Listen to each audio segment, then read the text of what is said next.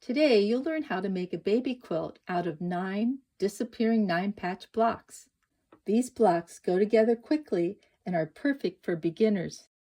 I like to use novelty prints to turn this pattern into a fun I Spy quilt, but you can make this block up in any fabrics. Hope you decide to stay tuned.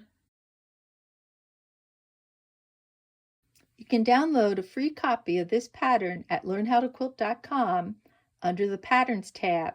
Scroll down to Beginner Quilts and then click on the Disappearing 9-Patch Baby Quilt. Or you can click on the link below. This pattern was put together by my friend Ruth Mary, who sells pre-cut squares along with this pattern in a kit.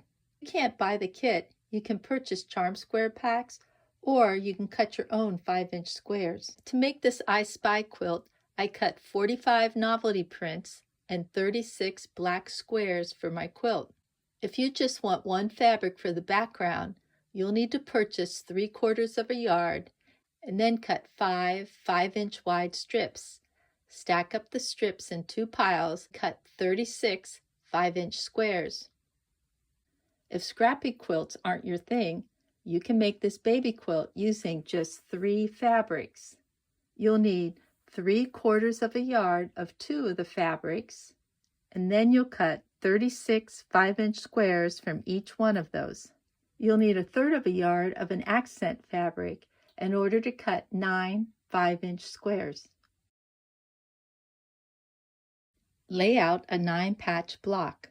Place a printed fabric in the center and the 4 corners. You'll want to use a fabric in the center that can be cut apart and still recognizable. Use your other fabric for these 4 spots. Put right sides together, sew a 1/4 inch seam, and then you want to press towards the dark. Now, if you're using white or off-white in this position, you'll want to press to the print. Put right sides together. Use a 1/4 inch seam to stitch each section. Now, I used red thread so you can see, but you'll want to use a neutral color of thread. Make sure you press so you have opposing seams in each row. Place right sides together and then match those intersections. The seams should butt up right against each other and pin. Line up this edge and pin. Match this intersection. You can feel those seams when they butt up against each other and pin. And then line up this area and pin. Sew a 1/4 inch seam across. Put right sides together, those intersections, and pin. Line up the edges, match this intersection, line up these edges, and pin. And here's my completed 9-patch. You'll need to make 9 of these. Line up your block along the cutting board lines. Your block should measure 14 inches by 14 inches. Measure 7 inches over, line up your ruler, and cut. Measure 7 inches up and cut. You'll end up with 4 pieces like this. Rearrange those pieces so 2 of the larger squares meet in the middle and 2 of the larger squares remain on the outside corners. Now, I've used just the sections from my 9-patch in this block, so you see all the gummy worms are together in the center and in the corners. You could mix up sections from different 9-patch blocks like I did here. Then you would get different fabric in the center and in the corners. Put right sides together, and I like to hold the area that needs to be stitched in my right hand, and I place it next to my needle. Make sure that the edges are lined up across the top and along the sides. Now, I usually don't pin, but because this didn't get pressed properly, I'll put a pin here. I'll use a little scrap of fabric as what I call a leader to get started. I also have a 1/4 inch foot on my sewing machine. It's not necessary, but it does make it easier to sew an accurate 1/4 inch seam. I line up my fabric with the edge of this foot.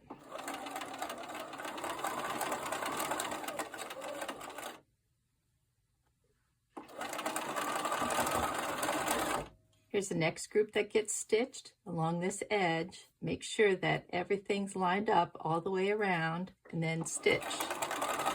I like to use the tip of my scissors to sort of help keep everything in place. I'll finish up with what I call follower, another scrap of fabric. After stitching, I press the seams towards the bigger block. So you can see that those seams will go in opposite directions. So here's what it looks like from the front. I'll put right sides together. I want to match this intersection here. Line up this edge, and on the ends, I'm off a little here. If it's less than 1/8 of an inch, I don't worry about that so much. Pin. Line up this side and the edges. Pin and stitch. Remember to remove those pins so you don't stitch over them. Here's my completed square. I wait to press this last seam till all my squares have been completed. You'll want to continue cutting, arranging your blocks, and then sewing them together until all 9 blocks have been completed. Lay out your blocks in a pleasing manner. You'll be sewing in rows. Put right sides together.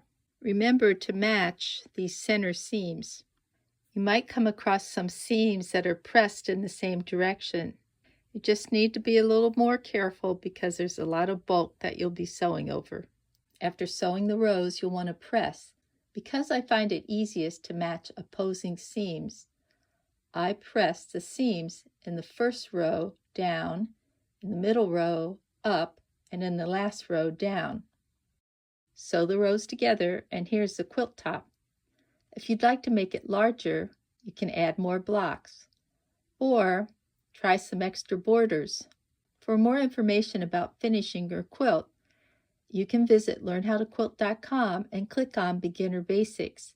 I'll leave the links below. Hope you get a chance to try out this pattern. Thanks for visiting learnhowtoquilt.com. Please like, subscribe, and share our videos with your friends. Remember, if you're trying to find us on the internet, type in learnhowtoquilt.com. Don't forget the .com. Using the .com will get you right to our site.